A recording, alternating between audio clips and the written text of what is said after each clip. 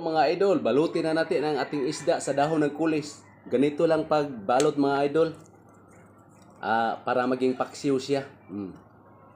Itong dahon na kulis para ito sa isda na paksiw. Paksiw na bangos o kahit anong isda, pwede ito sa mga paksiw lang. Ito idol. Ganito pagbalot. Balutin nyo lang ito mga idol sa sa malapit sa ulo niya, at saka pag ganito na, i-pile na nyo sa sa ating maliit na kawa, yung wok pan pa. Ganito lang mga lodi. Bihira lang ito makita itong klaseng dahon ito na tinatawag sa amin na kulis, para sa Bisaya kulis. Pambihira lang ito makikita kasi endangered species na ni. Ganito lang pagbalot mga lods.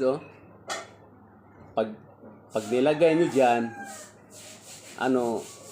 i-roll lang yung isda para mabalot na siya. Ganito lang mga lods.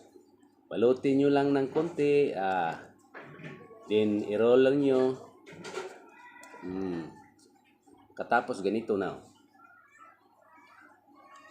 Ilagay nyo sa tulad ito.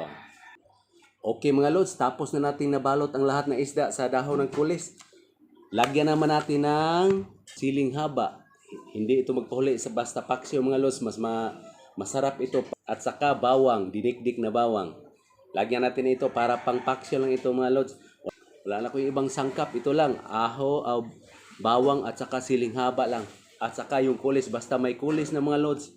Wala nang ibang mga pampalasa pang ilagay natin ito. Basta may kulis, masarap ng ating paksiw na galunggong.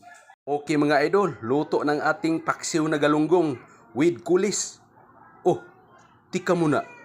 Bakit ko kayo tinuruan ng paksiw na galunggong with kulis na wala naman kayong kulis dyan? Okay mga idol, dito na lang tayo magtatapos. Salamat.